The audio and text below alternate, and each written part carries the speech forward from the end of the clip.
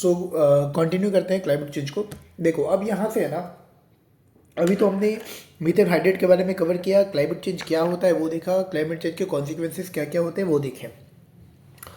अब आते हैं क्लाइमेट चेंज का वो पार्ट जो इन्वायरमेंटल साइंस के साथ साथ इंटरनेशनल रिलेशन को भी ओवरलैप करता है, कवर करता है। ठीक है, देखो सबसे पहले तो ये समझो तुम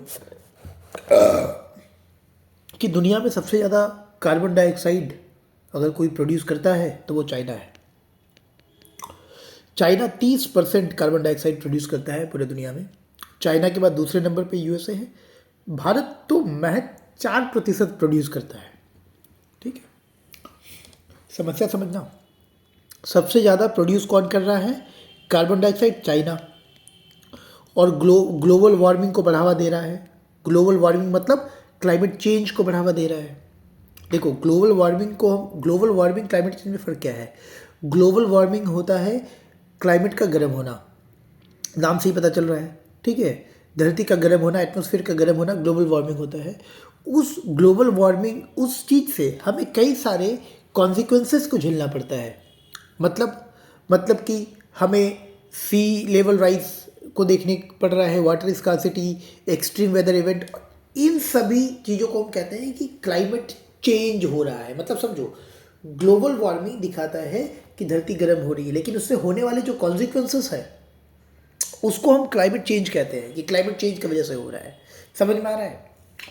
तो दुनिया में सबसे ज़्यादा कोई कार्बन डाइऑक्साइड प्रोड्यूस करता है आज के टाइम पे तो चाइना प्रोड्यूस करता है, 30% प्रोड्यूस करता है। भारत तो 4% करता है। तुम सोचो कि क्लाइमेट चेंज में सबसे ज़्यादा कंट्रीब्यूशन किसका है? चाइना का है। और प्रभावित सबसे ज़्यादा कौन देश हो रहा है? जो छोटे छोटे देश हैं, जो आइलैंड देश है, वही डूब रहे हैं। मतलब करनी करे कोई और, करनी करे चाइना।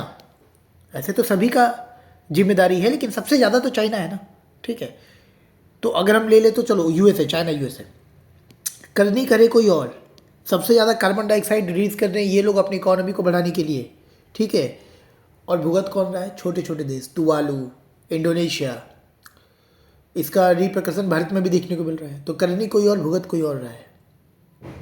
आगे हम लोग पढ़ेंगे इस चीज़ के बारे में, चर्चा करेंगे। तो चाइना जो है वो लार्जेस्ट एमिटर है। अब हम शुरू करते हैं एग्रीमेंट को लेकर के। देखो क्या हुआ ना मेरे भाई, 1980 के दशक में 1980 के दशक में 1980 के दशक में देखा गया कि अंटार्कटिका, ध्यान समझो, मैं इसको यहाँ पे एक सेकेंड भाई, इधर कैसे निकलता है ये? इधर से निकलता है क्या? ऐसे निकलता है। सॉरी एक सेकेंड रुको, मैं एक कुछ यहाँ से, ओके सॉरी ये किधर से निकलता है? ऐसे निकलता है क्या? हाँ, यहाँ पे आ गया। देखो सॉरी, यहाँ पार्टीशन ऑफ बंगाल मैंने लिख रखा है, थोड़ा इसको मैं ऐड करता हूँ। ऐड पेज हो जाए भाई। हाँ देखो, मैं तुमको यहाँ समझाता हूँ।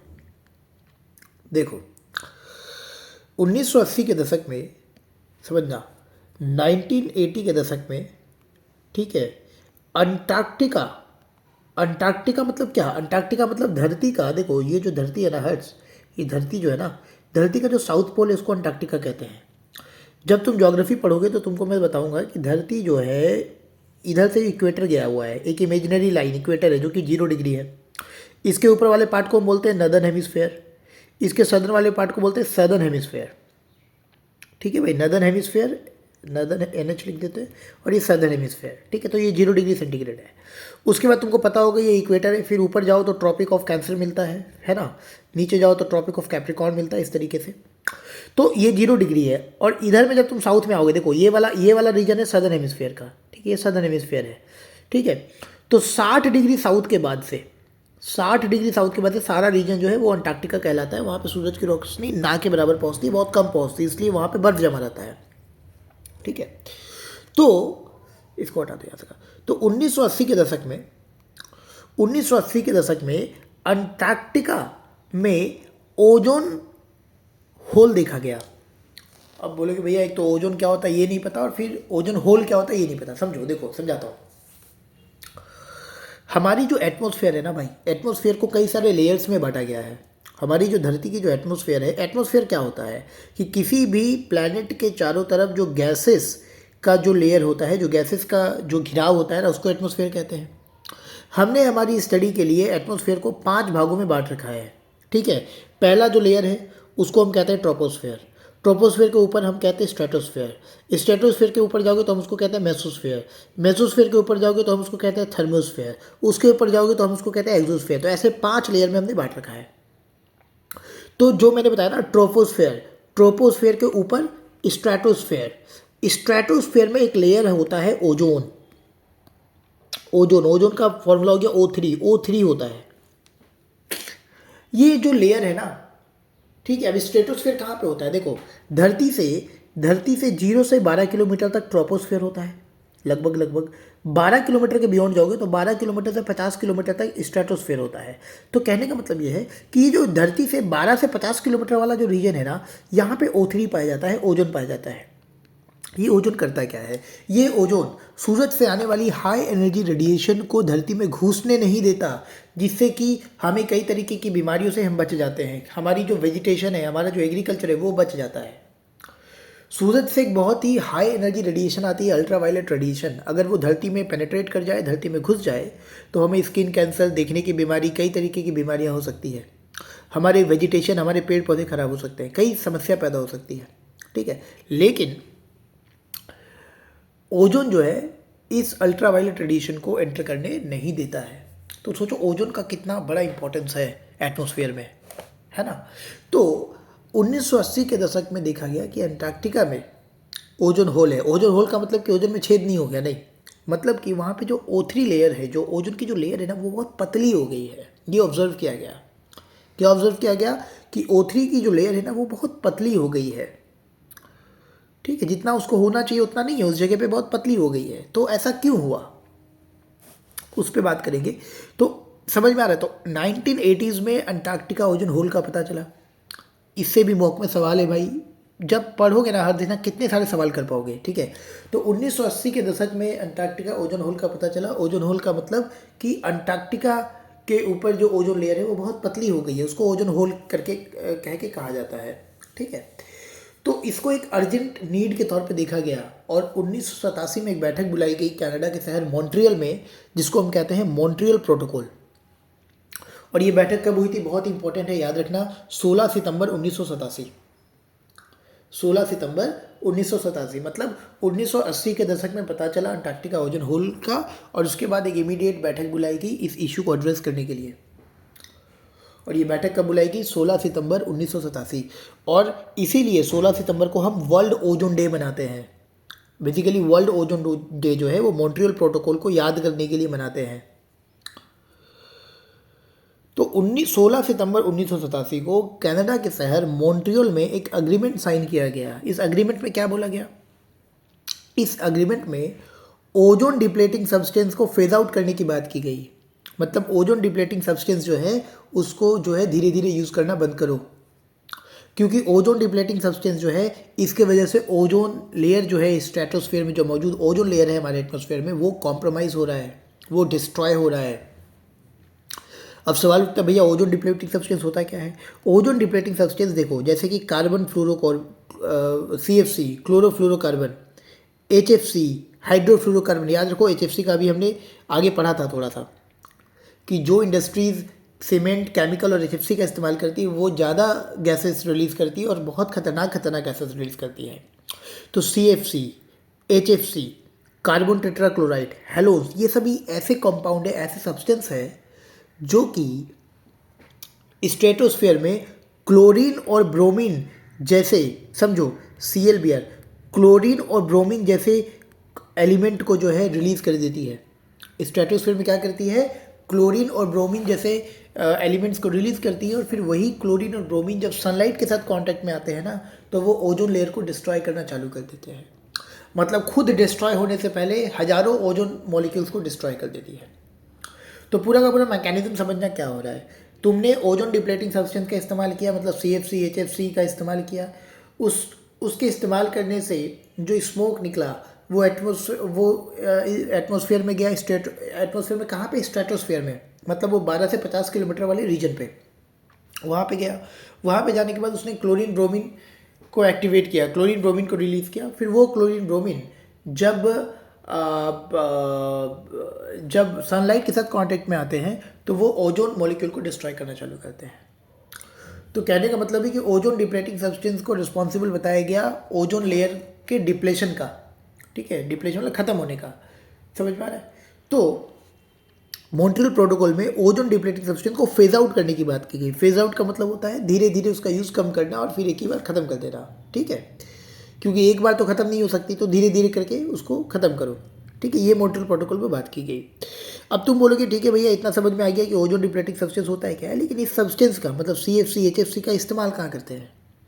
अब UPSC के प्रीलिम्स में प्रश्न पूछा गया है कि ये जो ओजोन डिप्लेटिंग सब्सटेंस है निम्नलिखित में से किन किन चीज़ों में ODS का इस्तेमाल किया जाता है, ठीक है, जिसमें से कई सारे ऑप्शंस थे, ठीक है। तो याद रखना ओजोन डिप्लेटिंग सब्सटेंस का सामान रेफ्रिजरेटर में किया जाता है, एयर कंडीशनर में किया जाता है, फॉर्म जो इंडस्ट्रीज बनाती है उसमें किया जाता है, एरोसोल्स प्रोपेलेंट्स में किया जाता है। क्या होता है इसको आगे चल के पढ़ेंगे, ठीक है, एरोसोल्स प्रोपेलेंट्स। तो ये सारी चीज़ों में किया जाता है। और एक ऑप्शन था उस क्वेश्चन में लुब्रिकेंट, तो लुब्रिकेंट बनाने में ODS का इस्तेमाल नहीं किया जाता, तो वो वाला सिलेक्ट नहीं करना था, बाकी सारे ऑप्शन करेक्ट थे। तो ODS का इस्तेमाल इन सारी चीज़ों में किया जाता है। तो मॉन्ट्रियल प्रोटोकॉल 16 सितंबर 1987 में कहा गया कि भाई ऐसा है, अब ओजोन डिप्लेटिंग सब्सटेंस को यूज़ करना बंद करो, नहीं तो ओजोन लेयर पूरी तरीके से डिस्ट्रॉय हो जाएगा, ठीक है। और फिर 2016 में एक अमेंडमेंट हुआ, 2016 में एक अमेंडमेंट हुआ, उसको हम कहते हैं किजाली अमेंडमेंट। किजाली जो है ना मेरे भाई, वो रवांडा की सबसे बड़ी शहर भी है और रवांडा की राजधानी भी है। रवांडा अफ्रीका में एक देश है, ठीक है।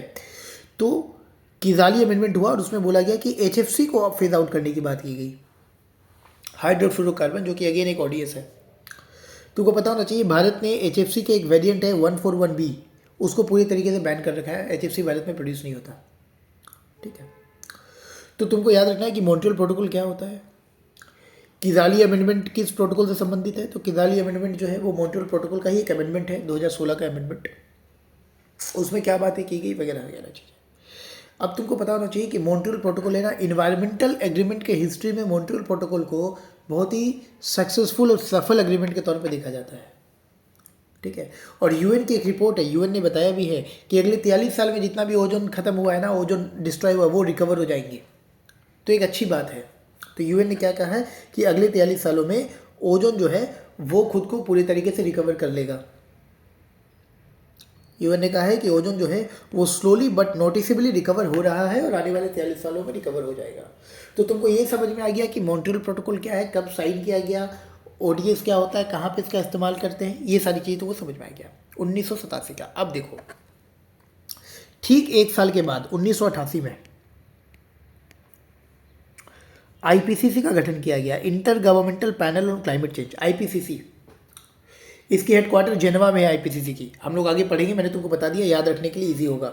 इसी IPCC की 6ठी असेसमेंट रिपोर्ट का हमने जिक्र किया था और जिसे हम लोग आगे भी जिक्र करने वाले हैं। तो 1987 में मॉन्ट्रियल प्रोटोकॉल हुआ। 1988 में ठीक एक साल बाद IPCC को बनाया गया। अब IPCC काम क्या करती है उसको आगे चल के हम लोग पढ़ेंगे। अब देखो 1992 में, इधर पे आ जाते हैं। 1992 में एक समिट हुआ ब्राज़ील के शहर रियो डी जेनेरियो में। उस समिट का ऑफिशियल नाम था UNCED, United nation conference on environment and development, और जिसको कि इनफॉर्मली अर्थ समिट के नाम से भी जाना जाता है। तो 1992 के इस समिट को अर्थ समिट या फिर officially United nation conference on environment and development के नाम से जाना जाता है। ये भी इन्वायरमेंट और क्लाइमेट चेंज को लेकर के ये भी एक बैठक थी। यहाँ पे हुआ क्या, यहाँ पे 3 बड़े डॉक्यूमेंट को अडॉप्ट किया गया।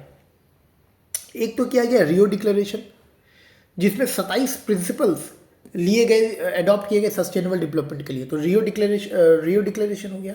फिर एजेंडा 21, ठीक है, मतलब 21 का मतलब होता है 21st सेंचुरी। 21st सेंचुरी में होने वाली समस्याएं जैसे कि पॉवर्टी, क्लाइमेट चेंज, टेररिज्म, इन सभी चीज़ों को लेकर के जो है क्लाइमेट चेंज, इन सभी चीज़ों को कैसे एड्रेस किया जाए उसको लेकर के एक डॉक्यूमेंट बनाया गया। और एक फॉरेस्ट प्रिंसिपल, जंगलों को कैसे बचाया जाए। तो अर्थ समिट में जो कि 1992 में हुआ, जिसको कि यूएनसीडी भी कहते हैं, इसमें 3 बड़े डॉक्यूमेंट को साइन किया गया। एक तो रियो डिक्लेरेशन, ठीक है, एजेंडा 21, ठीक है, और फॉरेस्ट प्रिंसिपल। इसके साथ साथ एक फ्रेमवर्क अडॉप्ट किया गया जिसको हम कहते हैं UNFCCC, United nation framework convention on climate change. कब किया गया? 9 मई 1992। 9 मई 1992 को UNFCCC, United nation framework convention on climate change को अडॉप्ट किया गया। और इसके साथ साथ और एक फ्रेमवर्क को अडॉप्ट किया गया जिसको हम कहते हैं convention on biological diversity. Convention on biological diversity. अब देखो, UNFCCC की मीटिंग हर साल होती है जिसको हम कॉन्फ्रेंस ऑफ पार्टीज के नाम से जानते हैं। कन्वेंशन ऑन बायोलॉजिकल डाइवर्सिटी की मीटिंग हर 2 साल में एक बार होती है। UNFCCC की साल में एक बार होती है, CBD की 2 साल में एक बार होती है। अब दोनों में फ़र्क क्या है? देखो, UNFCCC और CBD में फ़र्क क्या है? UNFCCC जो है ना, ये प्राइमरली क्लाइमेट चेंज पे फोकस करता है, लेकिन जो कन्वेंशन ऑफ बायोलॉजिकल डाइवर्सिटी है CBD, ये एक ब्रॉडर पर्सपेक्टिव को देखता है। मतलब ये बायोलॉजिकल डाइवर्सिटी पे फोकस करता है कि जंगल कितने कम हो रहे हैं, कौन से जानवर एक्सटिंक्ट हो रहे हैं, क्या हो रहा है, कौन सा स्पीसीज। तो पूरा का पूरा जो बायोलॉजिकल डाइवर्सिटी है उस पर ये फोकस्ड है। और UNFCCC प्राइमरली क्लाइमेट चेंज पे फोकस है कि क्लाइमेट चेंज को कैसे कम करना है, क्या मेथड्स होने चाहिए, ठीक है, इन सारी चीज़ों पे बातें होती है। अब CBD की एक फ्रेमवर्क अडॉप्ट किया गया। करंट अफेयर्स की बात है, देखो 2000 अच्छा, CBD की जो ऑफिस है ना भाई, वो कनाडा में ही है, मॉन्ट्रियल में ही है। मॉन्ट्रियल में है, कनाडा मॉन्ट्रियल में, याद रखना, ठीक है, CBD की ऑफिस। और UNFCCC की ऑफिस जर्मनी में है, जर्मनी के बोन में है, आगे पढ़ेंगे, ठीक है। तो अभी पहले थोड़ा CBD को जिक्र कर लेते हैं क्योंकि CBD अभी करंट अफेयर्स में ना। देखो 2022 में CBD की 15th COP होती है। जैसे कि UNFCCC का COP होता है ना, conference of parties. Basically UNFCCC से सारे फैसले, जो जुड़े फैसले होते हैं, वो एक ऑफिशियल मीटिंग में ली जाती है जिसको हम कॉन्फ्रेंस ऑफ पार्टीज के नाम से जानते हैं। तो जैसे अभी 28वीं COP हुआ था UNFCCC का दुबई में अभी 2023 में, वैसे ही 2022 में 15वीं COP हुई थी CBD की। कहाँ पे हुई थी? चाइना के शहर कनमिंग में हुई थी। और इसलिए वहाँ पे जो रिजोल्यूशन को अडॉप्ट किया गया उसको हम कहते हैं KMGBF, Kunming Montreal global biodiversity framework. Kunming Montreal global biodiversity framework. ये इसमें क्या किया गया? इसमें बताया गया कि जो है हम 2030 तक बायोडाइवर्सिटी लॉस को रिवर्स करेंगे। 2030 तक बायोडाइवर्सिटी लॉस को रिवर्स करेंगे और इसके लिए 23 टारगेट भी सेट किए गए कि 2030 तक हमें 23 टारगेट को अचीव करना है और 4 ग्लोबल गोल को सेट किए गए, ठीक है। तो KMGF फ्रेमवर्क के बारे में भी मॉक में क्वेश्चंस थे, ठीक है। कनमिंग मॉन्ट्रियल ग्लोबल बायोडाइवर्सिटी फ्रेमवर्क याद रखना, ठीक है। तो कन्वेंशन ऑफ बायोलॉजिकल डाइवर्सिटी और UNFCCC दोनों ही अर्थ समिट का ही बाय प्रोडक्ट है, ठीक है। अब याद रखना कि KMGBF जिसको साइन किया गया है ये बाइंडिंग नहीं है, मेंबर कंट्रीज में बाइंडिंग नहीं है, ठीक है। तो ये चीज़ें हो गई। अब हम आगे पर देखो, अर्थ समिट या फिर जो भी अर्थ समिट को कह ले या मॉन्ट्रियल प्रोटोकॉल, ये मॉन्ट्रियल प्रोटोकॉल कह ले, ये हमें दिखाता है कि दुनिया जो है वो कोऑर्डिनेटेड एफर्ट, रेगुलेटरी फ्रेमवर्क और टेक्नोलॉजिकल इनोवेशन के माध्यम से कई सारे ग्लोबल चैलेंजेस को टैकल कर सकता है। चाहे भले ही वो क्लाइमेट चेंज का हो, वो टेररिज्म का इशू हो, वो साइबर थ्रेट का इशू हो। कोऑर्डिनेटेड एफर्ट, ये 3 वर्ड याद रखना जो तुम अपने आंसर राइटिंग में इस्तेमाल कर सकते हो कि दुनिया जो भी ग्लोबल थ्रेट है उसको दुनिया जो है कोऑर्डिनेटेड एफर्ट, ठीक है, रेगुलेटरी फ्रेमवर्क और टेक्नोलॉजिकल इनोवेशन, ठीक है, ये 3 वर्ड याद रखना है। इससे जो है ग्लोबल थ्रेट से लड़ा जा सकता है। कोऑर्डिनेटेड एफर्ट का मतलब सारे देश आपस में आके एफर्ट करें। रेगुलेटरी फ्रेमवर्क का मतलब है कि सारे देश मिलकर एक फ्रेमवर्क तैयार करें। और टेक्नोलॉजिकल इनोवेशन और टेक्नोलॉजी पे काम करें। समझ में आ रहा है मेरे भाई? और अर्थ समिट ये भी बताता है कि जो चैलेंजेस अभी हम फेस कर रहे हैं ना, वो अर्जेंट है और हम ज़्यादा देर नहीं कर सकते, ठीक है। क्यों देर नहीं कर सकते, इसके आगे अभी हम लोग काफ़ी सारी रिपोर्ट पढ़ेंगे। IPCC की रिपोर्ट को हम लोग पढ़ेंगे सिक्स्थ असेसमेंट रिपोर्ट को डिटेल में। उसके बाद हम लोग पढ़ेंगे कि एक जर्नल है बायोसाइंस जर्नल। बायोसाइंस जर्नल में एक रिपोर्ट पब्लिश होती है जिसका टाइटल होता है इंटरिंग द अनचार्टेड टेरिटरी। वो क्या कहता है उसके बारे में भी हम लोग पढ़ेंगे, ठीक है। तो इतनी चीज़ें हो गई। तो हमने मॉन्ट्रियल प्रोटोकॉल को पढ़ा, हमने अर्थ समिट को पढ़ा। अब देखो UNFCCC, भाई UNFCCC जो है, हमने देखा कि अर्थ समिट में 9 मई 1992 में UNFCCC को अडॉप्ट किया गया, United nation framework convention on climate change. इसकी पहली मीटिंग होती है 1995 में, याद रखना। इसकी पहली मीटिंग होती है 1995 में। कहाँ पे होती है? जर्मनी के शहर बर्लिन में होती है, और जर्मनी के शहर बोन में इसका हेडक्वार्टर भी है, ठीक है। समझ में आ रहा है? इतना क्लियर हो गया। और यही जो कॉन्फ्रेंस ऑफ पार्टीज है ना, यही सुप्रीम डिसीजन मेकिंग बॉडी है, सारे फैसले यही लिए जाते हैं, ठीक है। चलो इतना हो गया। अब हम आते हैं क्योटो प्रोटोकॉल के ऊपर। क्योटो प्रोटोकॉल देखो बड़ा सिंपल है। 1987 में मॉन्ट्रियल प्रोटोकॉल, 5 साल के बाद 1992 में अर्थ समिट, 5 साल के बाद 1997 में Kyoto protocol. Kyoto protocol Japan के शहर क्योटो में इस चीज़ को अडॉप्ट किया गया, इसलिए नाम पड़ गया क्योटो प्रोटोकॉल। क्योटो प्रोटोकॉल क्या कहता है? क्योटो प्रोटोकॉल जो है वो डेवलप्ड नेशन को, याद रखना डेवलपिंग नेशन को नहीं, क्योटो प्रोटोकॉल जो है वो डेवलप्ड कंट्रीज को आदेश देता है, मैंडेट देता है कि आपको अपने एमिशंस को रिड्यूस करना है। एमिशंस को रिड्यूस करने का मतलब है कि आप जो कार्बन डाइऑक्साइड रिड्यूस कर रहे हो अपने प्रोडक्शन के वजह से, उस चीज़ में कम करना है। कितना कम करना है? 5%। तो क्योटो प्रोटोकॉल जो है वो डेवलप्ड कंट्रीज को आदेश है, डेवलप्ड कंट्रीज को मैंडेट है कि आपको अपने एमिशंस को रिड्यूस करना है, घटाना है। देखो सवाल पूछे जा सकते हैं, मॉन्ट्रियल प्रोटोकॉल जो है ना वो ओजोन को लेकर के था, क्लाइमेट चेंज को लेकर के नहीं था। ओजोन जो डिप्लेट हो रहा है उसको एड्रेस करने के लिए मॉन्ट्रियल प्रोटोकॉल की बैठक की गई थी। उसके बाद अर्थ समिट, वो कई सारे इश्यूज पे बात करने को था। क्योटो प्रोटोकॉल क्लाइमेट को लेकर है स्पेसिफिक, ठीक है, कि भाई क्योटो प्रोटोकॉल जो है वो डेवलप्ड कंट्रीज को मैंडेट देता है कि आपको जो है एमिशंस घटाने हैं, रिड्यूस करना है 1997 में। फिर इसका एक डिटेल रूल्स एंड रेगुलेशंस आते हैं 2001 में। 2001 में UNFCCC का COP7 होता है। 2001 में UNFCCC का COP7 होता है। कहाँ पे होता है? मोरक्को के शहर मरकेश में होता है। मोरक्को एक अफ्रीकन कंट्री है, एक वेस्ट अफ्रीकन कंट्री है मोरक्को, अगर मैप पे देखोगे तो मोरक्को के मरकेश शहर में होता है, ठीक है। Sorry, Morocco I think west या नॉर्थ अफ्रीकन है, एक बार मैप पे देखना होगा, देख लेना, ठीक है। तो UNFCCC के COP7 में, याद रखना बहुत इंपॉर्टेंट है, ये मॉक का पूछा गया सवाल है कि मरकेश एकॉर्ड किस चीज़ से संबंधित है। तो मरकेश एकॉर्ड क्योटो प्रोटोकॉल से संबंधित है। मरकेश एकॉर्ड COP7 2001, याद रखना। तुम्हारे जाकर के डिटेल्स रूल्स एंड रेगुलेशन है क्योटो प्रोटोकॉल के, और ये लागू होता है 2005 में। ये लागू होता है 2005 में, और कहता है कि 2008 से लेकर के 2012 तक 5% का रिडक्शन करना है। तो ईयर याद रखना। 1997 पे इस पर बात चलती है क्योटो प्रोटोकॉल, 2001 में इसके रूल्स आते हैं, 2005 में ये लागू होता है, 2008 से लेकर के 2012 तक ये पहला अपना टारगेट सेट करता है कि 5% का रिडक्शन करना है। 2012 जब खत्म होता है तो दूसरा टारगेट सेट किया जाता है, और वो दूसरा टारगेट कहाँ सेट किया जाता है?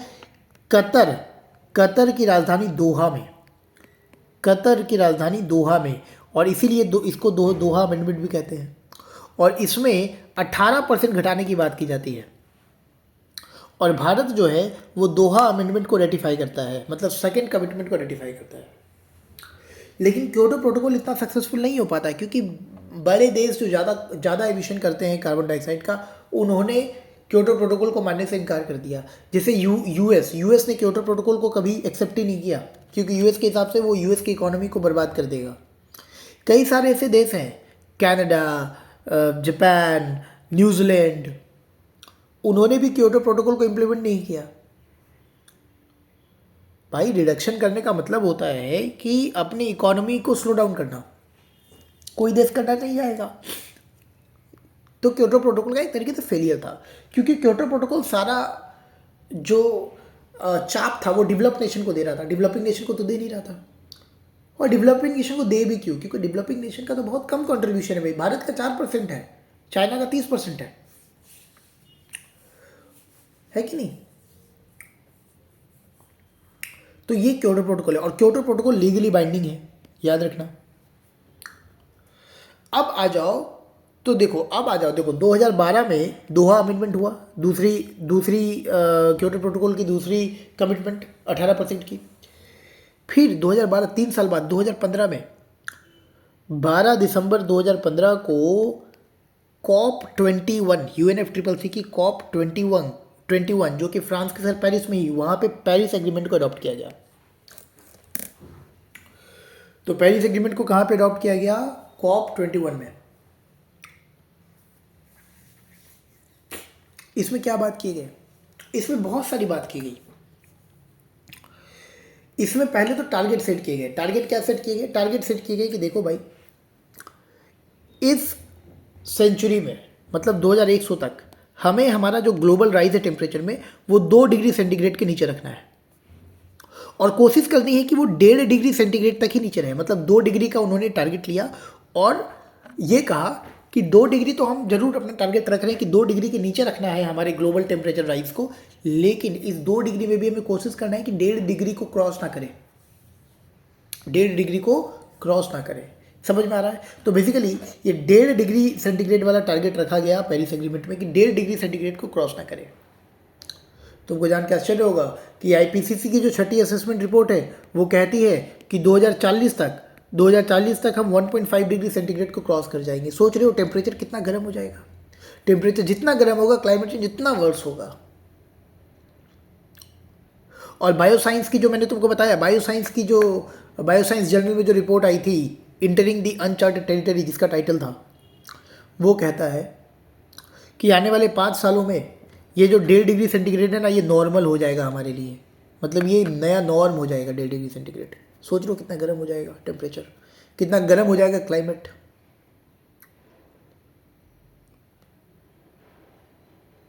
यहाँ तक कि उस जर्नल ने ये भी कह दिया कि 2100 तक, इस सेंचुरी के ख़त्म होते होते तक,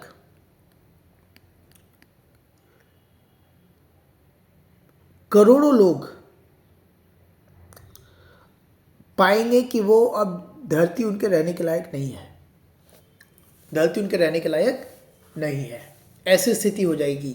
तुम हर बस सिचुएशन के क्वांटम को समझने को दे दो, कितना सीरियस चीज़ है ये। कि कोई एक रिपोर्ट कह रहा है कि आने वाले 80 साल के बाद, 70 साल के बाद, 50 साल के बाद ये धरती जो है इंसानों के रहने लायक नहीं होगी। ये धरती इतनी ज़्यादा गर्म हो जाएगी, पानी का इशू हो जाएगा, पानी नहीं होंगे, खाने के लिए लोग एक दूसरे को मारेंगे, सोशल अनरेस्ट होगा, कितना कुछ होगा। ये बताता है जो रिपोर्ट छपी थी बायोसाइंस जर्नल में, इंटरिंग द अनचार्टेड टेरिटरी, जिसको हम लोग डिस्कस करेंगे। तो इसे समझ में आता है कि कितना सीवियर इशू है। और जब तुम क्लाइमेट चेंज पे अपना आंसर लिखना शुरू करोगे तो इन सारे रिपोर्ट को मेंशन करके अपने आंसर को बेहतर बना सकते हो और अपने आंसर को ऑथेंटिक बना सकते हो। मेन होता है कि जब तुम जो चीज़ पे तर्क दे रहे हो ना, उसको प्रूव करना, ठीक है, उस चीज़ को प्रूव करना। जब भी तुम कहीं भी आर्ग्यू करोगे, चाहे वो ओरली हो या इन राइटिंग हो, आंसर में क्या करते हैं? आंसर में आर्ग्यू ही तो करते हैं। तो जब तुम लिखोगे तो अपनी पॉइंट्स को प्रूव करने के लिए तुम्हारे पास हमेशा कोई एक साइंटिफिक रिपोर्ट या कुछ होना चाहिए जिसका रेफरेंस दे सको। समझ में आ रहा है? उसको भी हम लोग आगे पढ़ेंगे। तो COP 21 में क्या बोला गया, मतलब पेरिस एग्रीमेंट में क्या बोला गया, कब हुआ? 12 दिसंबर 2015, याद रखना, ठीक है, कि भाई 1.5 डिग्री सेंटीग्रेड के नीचे हमें रखना है, ठीक है। और तुमको मैंने जैसे बताया कि अभी जो टेम्परेचर चल रहा है वो 1.1 डिग्री सेंटीग्रेड में है, मतलब 0.4 डिग्री सेंटीग्रेड हम पीछे हैं 1.5 डिग्री सेंटीग्रेड से, ठीक है। जो करेंट टेम्परेचर चल रहा है मेरे भाई वो 1.1 डिग्री सेंटीग्रेड है। ये पॉइंट को मत पढ़ना, ये पॉइंट का जो है इसको प्रूफ करने के लिए मुझे कोई रिपोर्ट नहीं मिला, इसलिए इस पॉइंट को ध्यान मत देना, ठीक है, इस पॉइंट को ध्यान मत देना। करेंट टेम्परेचर अभी चल रहा है 1.1 डिग्री सेंटीग्रेड पे। तो पहला तो पेरिस एग्रीमेंट में टारगेट किया गया कि 1.5 डिग्री सेंटीग्रेड के नीचे रखना है। दूसरा क्या बात किया गया, दूसरा बात किया गया कि जो डेवलपिंग कंट्रीज, अच्छा पेरिस एग्रीमेंट जो है वो डेवलप्ड और डेवलपिंग नेशन दोनों को आदेश देता है। क्योटो प्रोटोकॉल सिर्फ डेवलप्ड कंट्रीज को आदेश देता था, पेरिस एग्रीमेंट दोनों को देता है। ये फर्क है, डिफरेंस है, याद रखना। और पेरिस एग्रीमेंट जो है वो क्योटो प्रोटोकॉल को रिप्लेस करता है, ठीक है, क्योटो प्रोटोकॉल को रिप्लेस करता है, क्योंकि क्योटो प्रोटोकॉल जो है बहुत सारे देशों के शर्तों को नहीं मानता, बहुत सारे देश इससे अलग हो जाते हैं, इसको नहीं मानते। तो फिर 2015 में पेरिस एग्रीमेंट आता है। ये डेवलप्ड और डेवलपिंग नेशन दोनों का मैंडेट है। इसमें एक टारगेट तय किया जाता है 1.5 डिग्री सेंटीग्रेड। समझ में आ रहा है?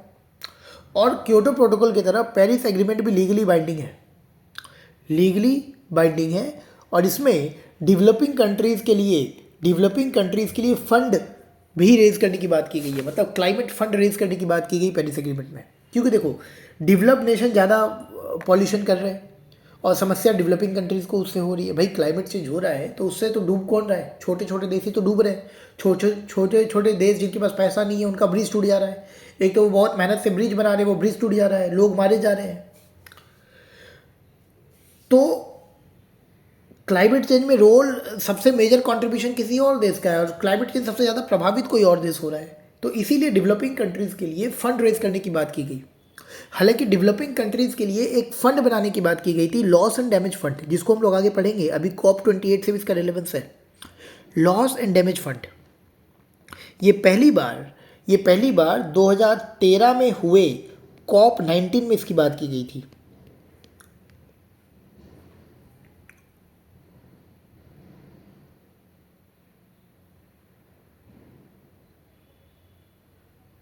समझ में आ रहा है? वॉर्सो में हुआ था वो COP19।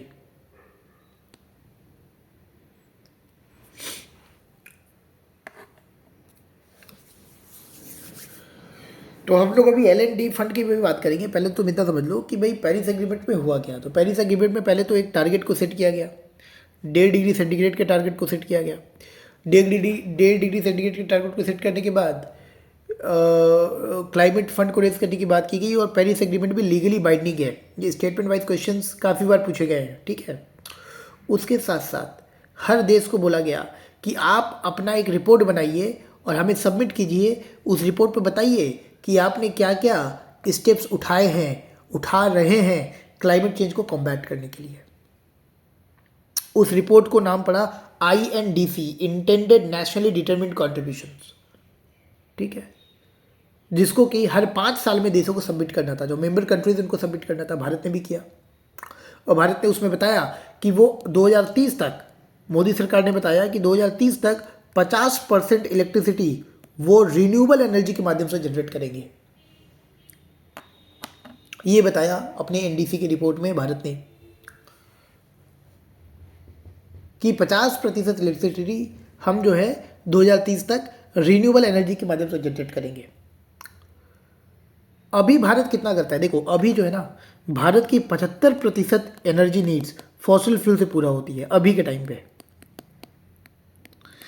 और 25% हम रिन्यूएबल एनर्जी से जनरेट करते हैं। तो ये देखना है कि 2030 तक भारत इस 25% को 50% कर पाता है कि नहीं। भारत ने INDC में तो यही बताया है।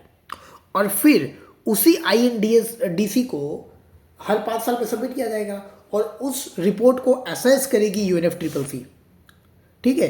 तो उस रिपोर्ट को असेस करेगी, उसको स्क्रूटिनी करेगी, उसकी जांच करेगी कि हाँ जो देश कह रहे हैं अपने रिपोर्ट पे उस पर काम किया जा रहा है कि नहीं किया जा रहा है, ठीक है। अगर किया जा रहा है तो एरिया ऑफ इम्प्रूवमेंट क्या है, कहाँ पे काम करना बाकी रह गया है, वगैरह वगैरह सारी चीज़ें की जाएगी। उसको कहा गया ग्लोबल स्टॉकटेक। तो ग्लोबल स्टॉकटेक को भी पेरिस एग्रीमेंट में ही प्लान बनाया गया कि आप जो INDC सबमिट करोगे हर 5 साल में, हम हर 5 साल में उसको स्टडी करेंगे। तो ग्लोबल स्टॉकटेक क्या है? ग्लोबल स्टॉकटेक एक पीरियोडिक असेसमेंट है कि दुनिया क्लाइमेट चेंज से कॉम्बैट करने के लिए क्या कर रही है। तो ग्लोबल स्टॉकटेक क्या है, याद रखना। कब इसको जो है इसको स्टार्ट किया गया? पेरिस एग्रीमेंट में स्टार्ट किया गया, और इस ग्लोबल स्टॉकटेक को स्टार्ट पेरिस एग्रीमेंट में किया गया। फिर दुनिया ने अपने रिपोर्ट को सबमिट करा, 2020-21 तक अपने रिपोर्ट को सबमिट करा, और फिर COP28 में उस पर वर्डिक्ट आया, मतलब कि फिर उसको स्टडी किया गया, और फाइनली COP28 जो दुबई में हुई उसमें बताया गया कि ग्लोबल स्टॉकटेक का कंक्लूजन क्या है। ग्लोबल स्टॉकटेक ने बताया COP28 में कि दुनिया के जो एफर्ट है और हमारा जो 1.5 डिग्री सेंटीग्रेड का टारगेट है उसके बीच में एक गैप है और उस गैप को बहुत जल्दी भरने की ज़रूरत है। तो COP28 में पहला ग्लोबल स्टॉकटेक का रिपोर्ट आया। ग्लोबल स्टॉकटेक का रिपोर्ट कैसे आ रहा है? ग्लोबल स्टॉकटेक का रिपोर्ट हर देश जो अपने अपने एनडीसी को सबमिट कर रहे हैं ना, उस पे बेस करके उसको स्टडी करके एक रिपोर्ट बनाई जा रही है जिसको हम कह रहे हैं ग्लोबल स्टॉकटेक। ग्लोबल स्टॉकटेक की शुरुआत पेरिस एग्रीमेंट में की गई थी। पहला जो रिपोर्ट आया ग्लोबल स्टॉकटेक का वो COP28 में आया जो दुबई में हुआ अभी रिसेंट में। उसके बाद इंटरनेशनल सोलर अलायंस को भी प्रपोज किया गया था पेरिस एग्रीमेंट में।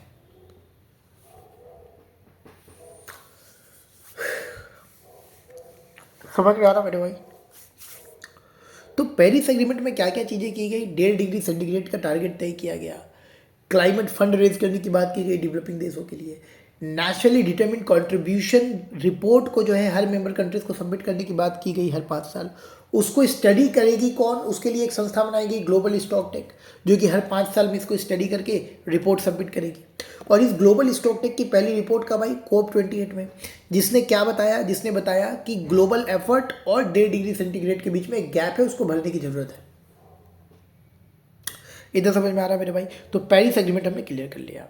ठीक है, याद रखना पेरिस एग्रीमेंट भी लीगली बाइंडिंग है। पेरिस एग्रीमेंट और क्योटो प्रोटोकॉल में फ़र्क है कि क्योटो प्रोटोकॉल सिर्फ डेवलप नेशन को मैंडेट था।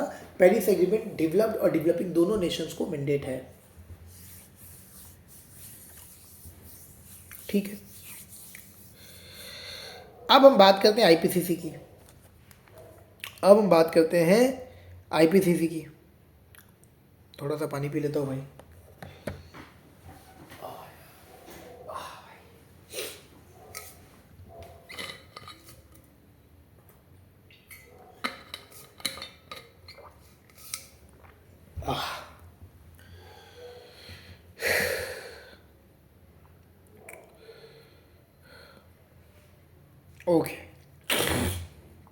ओके, अब देखो अब है intergovernmental panel climate change. मैंने तुमको बताया था ना कि भाई 1987 में ही मॉन्ट्रियल प्रोटोकॉल को साइन किया गया 16 सितंबर 1987। ठीक एक साल बाद 1988 में जो है आईपीसीसी को बनाया गया।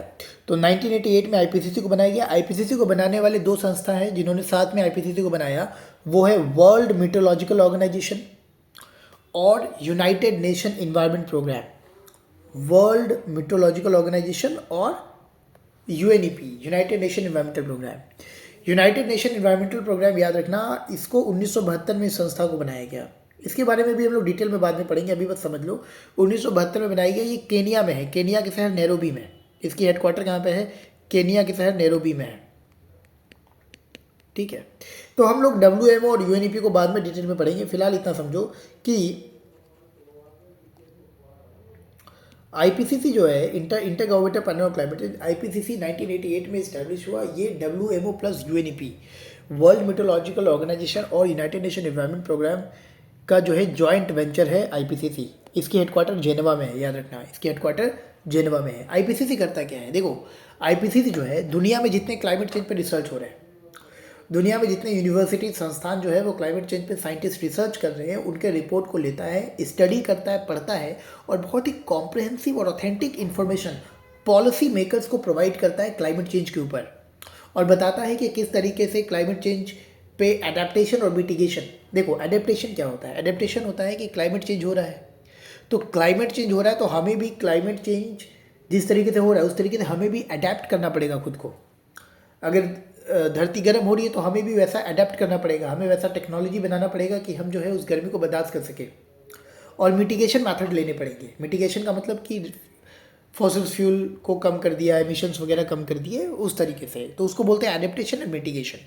ठीक है, तो आईपीसीसी क्या करता है? याद रखना, आईपीसीसी खुद की रिसर्च नहीं करता है, बल्कि दुनिया भर में हो रही रिसर्च को स्टडी करता है और एक बहुत ही जेन्युइन इन्फॉर्मेशन पॉलिसी मेकर्स को प्रोवाइड करता है क्लाइमेट चेंज के ऊपर। ठीक है, उसी आईपीसीसी की अभी 6ठी असेसमेंट रिपोर्ट आई है। ठीक है, और 6ठी असेसमेंट रिपोर्ट क्या कहती है समझो। छठी असेसमेंट रिपोर्ट कहती है कि अभी हमारा जो 1.1 डिग्री सेंटीग्रेड जो अभी हमारा ग्लोबल टेम्परेचर हो चुका है already, 1.1 degree centigrade already climate change को ट्रिगर कर रहा है, rising sea level to extreme weather event. Sea level से लेकर के एक्सट्रीम वेदर इवेंट तक सारी चीज़ें जो है ट्रिगर हो रही है इसी टेम्परेचर पे, 1.1 डिग्री सेंटीग्रेड पे ही। पहला तो ये बोला गया कि हम लोगों ने 1.5 का टारगेट कर रखा है कि 1.5 के नीचे हमें रहना है। ऑलरेडी 1.1 पे इतना तांडव मच रहा है, जिस दिन 1.5 पहुंच जाएंगे सोचो क्या होगा। ठीक है, पहली बात ये। दूसरी बात, आईपीसीसी की रिपोर्ट ने ये कहा कि क्लाइमेट चेंज के जो इम्पैक्ट है, जो कॉन्सिक्वेंस है, वो जितना सोचा गया था उससे ज़्यादा सीवियर है, उससे ज़्यादा सीवियर है। समझ में आ रहा है? और ये जैसे जैसे टेम्परेचर और गर्म होते जाएगा वैसे वैसे ये और भी ज़्यादा सीवियर होते जाएगा। दूसरी बात। तीसरी बात आईपीसीसी की रिपोर्ट ने बताई कि हम एडेप्टेशन के माध्यम से रेजिलियंस को बढ़ा सकते हैं। एडेप्टेशन का मतलब कि टेक्नोलॉजी वगैरह के माध्यम से हम रेजिलियंस मतलब होता है क्लाइमेट चेंज से होने वाले कंसिक्वेंस को, शायद देखो उसको रोक तो नहीं सकते, लेकिन उससे होने वाले लॉसेस को सहने की क्षमता को हम बर्दाश्त कर सकते हैं, उसको रेजिलियंस समझो। रेजिलियंस का मतलब क्या होता है? रेजिलियंस का मतलब होता है कि जो लॉसेस हो रहे हैं उस लॉसेस को बर्दाश्त करने की शक्ति।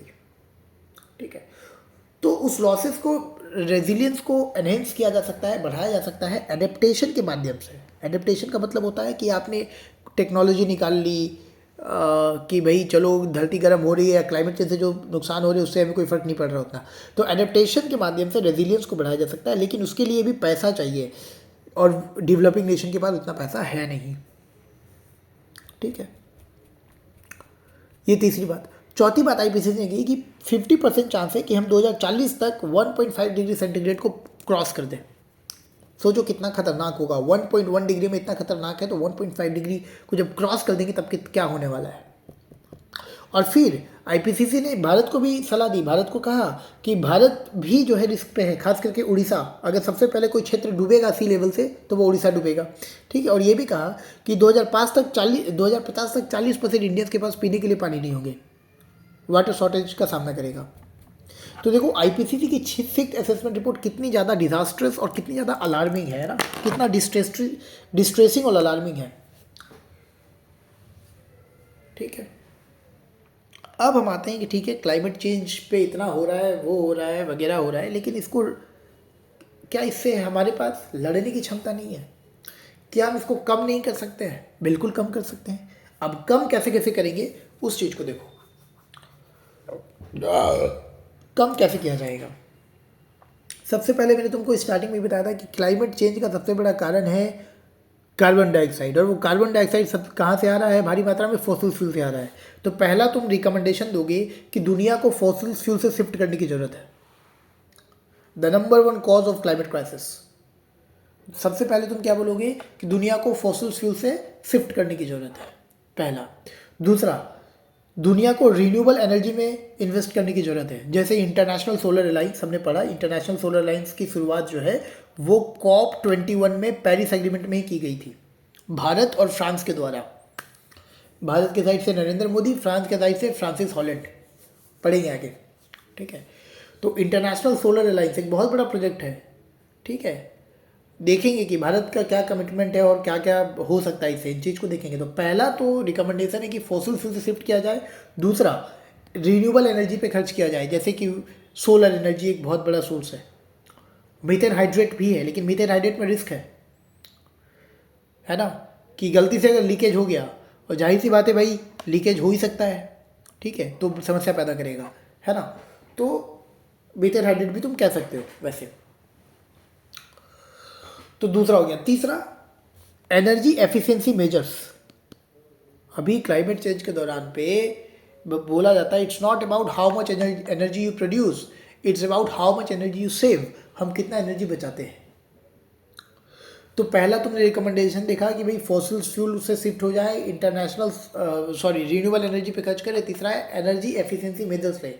भारत को चाहिए कि जो एनर्जी वेस्टेज होता है, जैसे बिल्डिंग्स में, बड़े बड़े मॉल्स में, कमर्शियल बिल्डिंग्स, हॉस्पिटल, स्कूल्स में बिजली फालतू में जो है जाते हैं, वेस्ट होता है, तो सरकार कोशिश करे कि उसको बचाए। बड़े बड़े इंडस्ट्रीज़ में, पावर प्लांट्स में एनर्जी फालतू वेस्टेज होता है, तो वहाँ पे उस एनर्जी को बचाने पे काम किया जा सकता है। इसके लिए दो बड़ी चीज़ें, एक तो भारत का पैट स्कीम चल रहा है, पैट स्कीम। पैट का मतलब होता है perform, achieve and trade scheme. समझेंगे पैट स्कीम क्या है आगे चल के। और भारत का एक और कोड है energy conservation building code, ECBC, जिसकी शुरुआत 2007 में की गई थी। इसको भी हम लोग आगे चल के डिटेल में पढ़ेंगे, इसी नोट्स में है, ठीक है। तो तीन चीज़ें हमने देख लिया कि फॉसिल फ्यूल से शिफ्ट करने की ज़रूरत है, रिन्यूएबल एनर्जी पे खर्च करने की ज़रूरत है। एनर्जी को देखो, क्योंकि सिर्फ एक मेथड से तुम क्लाइमेट चेंज से नहीं लड़ सकते। तुम सिर्फ फॉसिल, ऐसा तो नहीं कि फॉसिल फ्यूल बिल्कुल ही ख़त्म कर दो। अगर फॉसिल फ्यूल में तुम बिल्कुल रिडक्शन कर दोगे तो इलेक्ट्रिसिटी जनरेट कहाँ से होगा, एनर्जी कहाँ से लोगे। मैंने तुमको बताया कि भारत जो है वो 75% इलेक्ट्रिसिटी फॉसिल फ्यूल से जनरेट करता है। तो ऐसी स्थिति में अगर भारत फॉसिल फ्यूल को ही डिक्लाइन कर दे तो वो इलेक्ट्रिसिटी जनरेट कैसे करेगा। 25% से तो हमारी इलेक्ट्रिक नीड्स पूरी नहीं होने वाली ना। तो हमें कई सारे मेथड्स लेने पड़ेंगे क्लाइमेट चेंज से कॉम्बैट करने के लिए। तो पहला तो हमने फॉसिल फ्यूल को शिफ्ट किया, फॉसिल फ्यूल से शिफ्ट हुआ। दूसरा, रिन्यूएबल एनर्जी पे हमारा ध्यान गया, उसके लिए एक एग्जाम्पल ISA का दे सकते हो।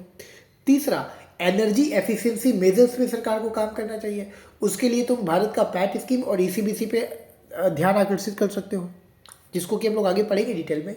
चौथा, कि पेड़ लगाने की जरूरत है। भाई पेड़ अगर हम लोग लगाएंगे, अभी देखेंगे कि दिल्ली में जो इतना पॉल्यूशन होता है वो भी है इसमें।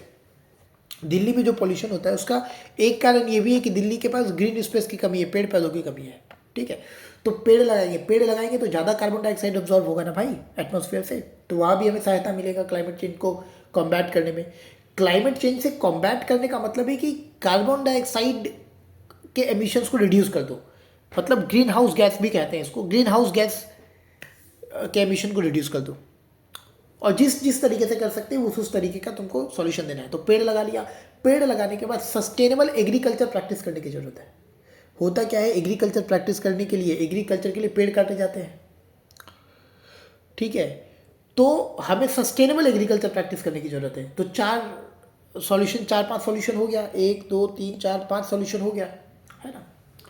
अब सस्टेनेबल एग्रीकल्चर क्या होता है, इसको भी हम लोग डिटेल में पढ़ेंगे, ठीक है। सस्टेनेबल एग्रीकल्चर का मतलब होता है, जैसे एग्जांपल के तौर पे एग्रो फॉरेस्ट्री, कि पेड़ भी रहेंगे और खेती भी होगी वहाँ पे, पेड़ को काटने की आवश्यकता नहीं है, ठीक है। तो 5 पॉइंट। उसके बाद और क्या कर सकते हैं, उसके बाद भारत जो है क्लाइमेट रेजिलिएंट इंफ्रास्ट्रक्चर बना सकता है। क्या होता है कि हम इंफ्रास्ट्रक्चर तो बनाते हैं लेकिन फ्लड आ गया तो वो डूब जाता है, टूट जाता है। जैसे कि अभी सिक्किम में रिसेंट का न्यूज़ दे रहा हूँ, उसको भी हम लोग पढ़ेंगे। सिक्किम में ग्लेशियर लेक आउटब्रस्ट फ्लडिंग हुआ। अब ये क्या होता है इसको हम लोग आगे पढ़ेंगे। उससे 14 लोगों की मौत हो गई, 100 से ज़्यादा लोग मिसिंग हो गए। और एक हाइड्रो डैम था, चुंगतांग या फिर चुतांग हाइड्रो डैम, वो डैमेज हो गया। तो भाई इंफ्रास्ट्रक्चर का भी भारी नुकसान होता है, इसलिए सरकार को चाहिए कि इंफ्रास्ट्रक्चर कुछ इस तरीके से बनाए कि क्लाइमेट चेंज से कम प्रभावित हो या तो ना हो, ठीक है। इसके लिए तुम चेन्नई स्मार्ट सिटी प्रोजेक्ट का एग्जाम्पल दे सकते हो। जैसे कि तुम देखो, हमने बताया स्टार्टिंग में कि भारत को पिछले 10 साल में $3 बिलियन का नुकसान हुआ सिर्फ इंफ्रास्ट्रक्चर को रिपेयर करवाने में, जो कि क्लाइमेट चेंज की वजह से, फ्लडिंग की वजह से डैमेज हुआ था, और जो कि ग्लोबल इकोनॉमिक लॉस का 10% था। इस तरीके से तुम डेटा वगैरह का इस्तेमाल करके अपने आंसर को बेहतर बना सकते हो। तो क्लाइमेट रेजिलिएंट इंफ्रास्ट्रक्चर। उसके बाद भारत को चाहिए कि इलेक्ट्रिक व्हीकल को उतारे मार्केट में। भाई इलेक्ट्रिकल व्हीकल एग्जॉस्ट से भी तो कितना कार्बन डाइऑक्साइड जाता है और कई तरीके के पॉल्यूटेंट्स रिलीज होते हैं। तो इलेक्ट्रिकल व्हीकल को रिलीज करें, इसके लिए भारत की एक स्कीम भी चल रही है, फेम स्कीम। इसका तुम मतलब देखो, हर पॉइंट के लिए तुमने स्कीम बता दिया कि भारत सरकार ने क्या कोई स्कीम लॉन्च किया है, क्या इस पर काम चल रहा है, ठीक है। तो इसके लिए भारत की सरकार की फेम स्कीम चल रही है, faster adoption and manufacturing of hybrid electric vehicles, इसका फुल फॉर्म है, जिसके तहत भारत जो है इलेक्ट्रिकल व्हीकल खरीदने पे सब्सिडी देती है, ठीक है। तो इलेक्ट्रिकल व्हीकल को भी जो है एनकरेज करने की ज़रूरत है। इसके साथ साथ हमें वेस्ट मैनेजमेंट प्रैक्टिसेस की भी ज़रूरत है। मैंने तुमको बताया था कि जो वेस्ट मैटर हम छोड़ देते हैं, उस वेस्ट मैटर से भी मीथेन प्रोड्यूस होता है ना। तो वेस्ट मैनेजमेंट प्रैक्टिसेस करने की भी ज़रूरत है। उसमें भारत सरकार क्या कर सकती है, उसमें भारत सरकार जो है वो वेस्ट को रिसाइकल कर सकती है या उसी वेस्ट से एनर्जी जनरेट कर सकती है। तो ऐसे प्रोजेक्ट चला सकती है। जैसे एग्जाम्पल के तौर पर स्वच्छ भारत अभियान भारत चला रही है, उसके बाद एग्रीकल्चर में भारत वाटर सेविंग टेक्नोलॉजी का इस्तेमाल कर सकता है, जैसे कि रेन वाटर हार्वेस्टिंग हो गया, मल्चिंग ऑफ स्टेबल, ये सब हम लोग पढ़ेंगे। ये मत सोचना, देखो रेन वाटर हार्वेस्टिंग क्या होता है, मल्चिंग ऑफ स्टेबल क्या होता है, ये सब हम लोग आगे चल के पढ़ेंगे, मतलब याद रखो, ठीक है। वाटर सेविंग टेक्नोलॉजी, इसके लिए भारत सरकार का एक मिशन चल रहा है, प्रधानमंत्री कृषि सिंचाई योजना। तो मोदी सरकार कई सारे एस्पेक्ट में काम कर रही है, ऐसा नहीं मोदी सरकार बैठी हुई है सोती हुई, नहीं, बहुत सारे एस्पेक्ट में काम कर रही है, ठीक है। उसके बाद एक टेक्नोलॉजी है carbon capture utilisation and storage, इसका इस्तेमाल किया जा सकता है, लेकिन ये बहुत एक्सपेंसिव टेक्नोलॉजी है, हर देश के औकात से बाहर है, ये लगभग सारे देश के औकात की बात नहीं है। अब CCUS टेक्नोलॉजी क्या होता है, इससे भी प्रश्न पूछे गए। CCUS टेक्नोलॉजी क्या है, देखो नाम से पता चल रहा है कि कार्बन को तुम कैप्चर कर लोगे और कैप्चर करने के बाद या तो उसको किसी काम में यूटिलाइज कर लो या तो उसको स्टोर कर दो। अब ये टेक्नोलॉजी है क्या, टेक्नोलॉजी मान लो क्या हो रहा है कि कहीं भी अब इस टेक्नोलॉजी से, CCUS टेक्नोलॉजी से तुम कार्बन डाइऑक्साइड जहाँ से भी, मान लो फैक्ट्रीज में कार्बन डाइऑक्साइड, तुमने ये मान लो तुमने ये क्या किया कि फैक्ट्रीज में इस टेक्नोलॉजी को लगा दिया। अब क्या होगा कि जो कार्बन डाइऑक्साइड वो वहाँ से प्रोड्यूस होगी, ये टेक्नोलॉजी उस कार्बन डाइऑक्साइड को कैप्चर करके रख लेगा।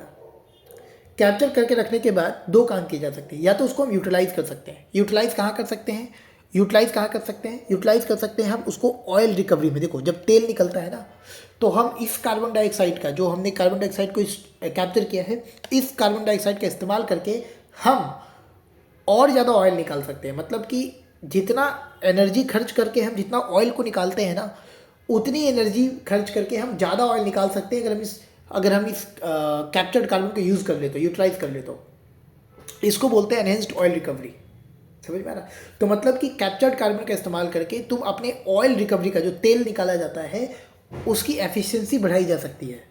मतलब हम ज़्यादा एनर्जी निकाल सकते हैं, उतनी एनर्जी इस्तेमाल करके। हमें ज़्यादा एनर्जी की इस्तेमाल करने की जरूरत नहीं है ज़्यादा तेल निकालने के लिए। एक पर्टिकुलर अमाउंट एनर्जी इस्तेमाल करके हम ज़्यादा तेल निकाल सकते हैं अगर हम कैप्चर कार्बन का इस्तेमाल करें तो एनहेंस्ड ऑयल रिकवरी में इसका इस्तेमाल किया जा सकता है। कई सारे केमिकल्स भी इससे बनाए जा सकते हैं, प्लास्टिक्स इससे बनाए जा सकते हैं कैप्चर्ड कार्बन से, अगर यूटिलाइज कर ले। और मान लो कि अगर यूटिलाइज नहीं करना है तो उसको स्टोर कर दो। स्टोर कहाँ करेंगे, धरती के नीचे। अब धरती के नीचे कहाँ करेंगे, मान लो कि ऐसा कोई रिजर्वॉयर है जहाँ से तेल खत्म हो चुका है या गैस खत्म हो चुका है या कहीं पर माइनिंग हो रखी है, अंदर तक जो है सोट दो, अंदर तक जो है पाइप के माध्यम से सारे कार्बन, जो भी कार्बन तुमने कैप्चर किया है, उसको धरती के भीतर परमानेंटली स्टोर कर दो। तो ये भी एक बेहतर टेक्नोलॉजी है जिससे कार्बन डाइऑक्साइड से लड़ा जा सकता है, लेकिन समस्या है कि ये बहुत एक्सपेंसिव है। और कोई भी फैक्ट्रीज अगर CCUS टेक्नोलॉजी को अपने यहाँ पे लगाती है तो फैक्ट्रीज का प्रोडक्शन कम होगा।